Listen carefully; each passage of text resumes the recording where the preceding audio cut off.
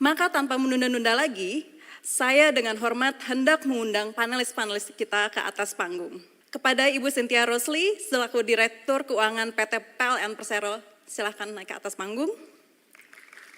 Tepuk tangan untuk Bu Cynthia. Saya ingin beralih ke Bu Cynthia nih Bu.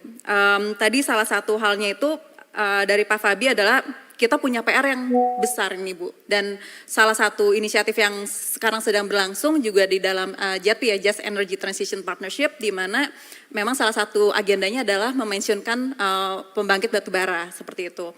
Dan nantinya akan menggantikannya dengan pembangkit energi terbarukan.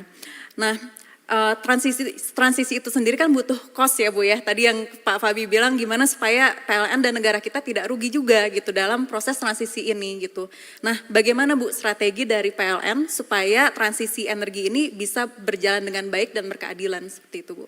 Baik, terima kasih pertanyaannya. Jadi ini menarik sekali karena transisi energi ini suatu topik ya di global yang menjadi perbincangan dan Indonesia perlu menjadi bagian dari itu, dan sekarang seluruh dunia matanya ke Indonesia karena program transisi energi yang terjadi di South Africa itu boleh dikatakan dalam tanda petik gagal ya, challenging karena mereka pada saat ini pun rolling blackout di South Africa, dan oleh karenanya sekarang seluruh dunia beralih ke Indonesia. Karena apa? Karena Indonesia punya konteks yang sedemikian sehingga tadi Mbak Roro katakan bahwa coal production base ya, coal base production dari electricity itu sekitar 65%, dan bagaimana kita bisa beralih dari 65% ini dari brown energy ke green energy by 2060 ya. Jadi dari zero ke nol, dari saat ini ya emisi karbon kita sekitar 290 juta ton menuju ke nol pada tahun 2060.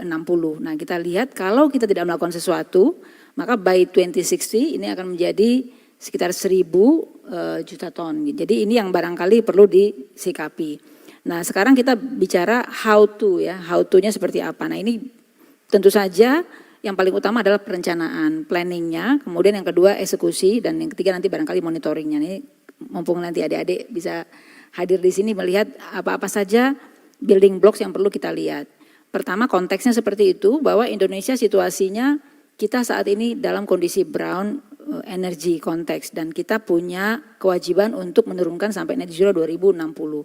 Nah, kemudian bagaimana senario yang ada? Nah, ini PLN dalam hal ini sebagai key players dalam hal ini di ekosistem energi, rantai pasok energi di Indonesia perlu mengambil peran.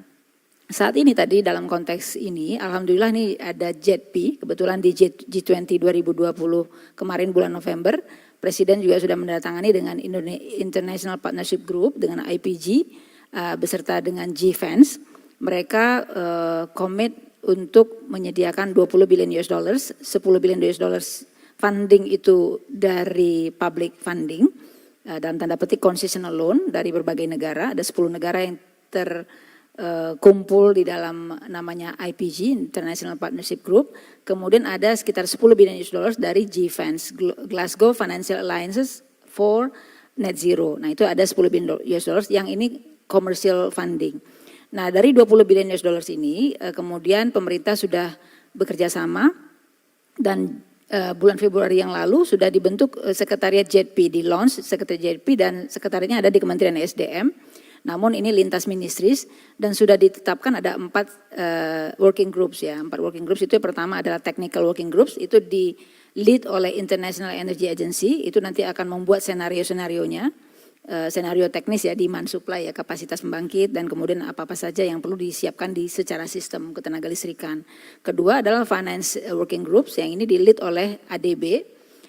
Ini nanti akan melihat bagaimana impact ke tadi pertanyaan funding, berapa kebutuhannya, seperti apa akan dieksekusi, bagaimana dampaknya kepada bukan saja kepada investment opportunities ataupun investment funding yang akan disupport oleh global communities, kemudian juga dampaknya kepada buku PLN.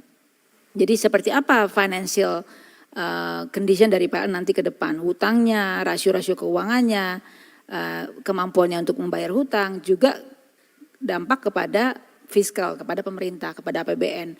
Apakah subsidi dan kompensasi akan meningkat atau seperti apa. Jadi kita harus melihat berbagai aspek ini dalam konteks tadi finance stream. Nah yang ketiga adalah stream dari policy.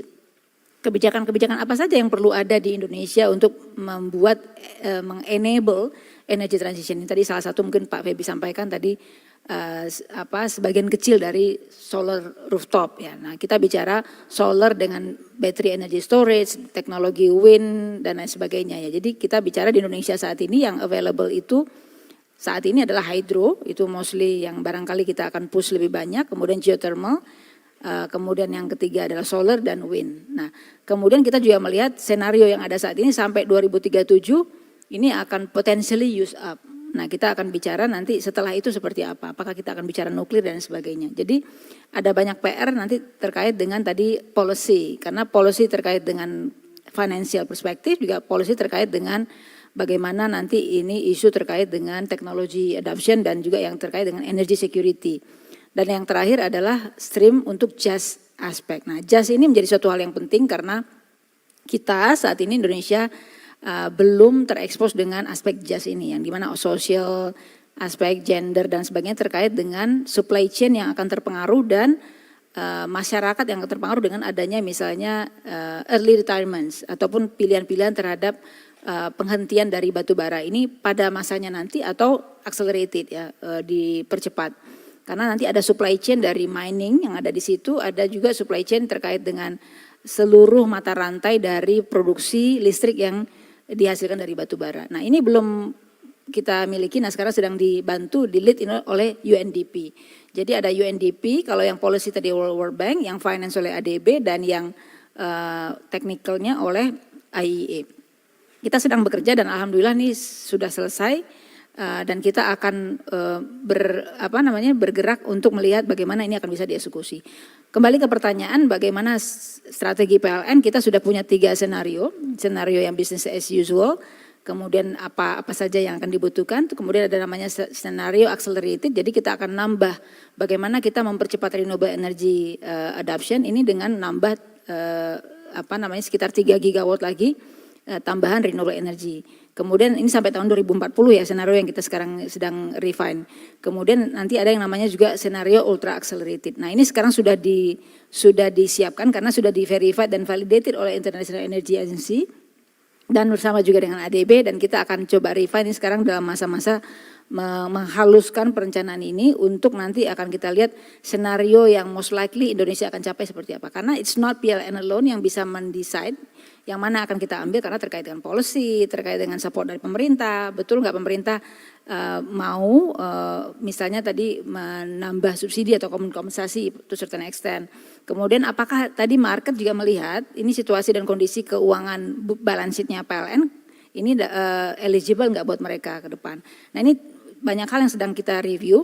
Nanti tantangannya adalah bagaimana nanti market, ini harus ada market consultation, bagaimana market melihat ini dan seperti apa nanti transisinya. Karena ini nanti ada yang menarik lagi bagaimana kita melihat transition financing yang mungkin akan masuk ke dalam upaya untuk memungkinkan transisi energi ini terjadi.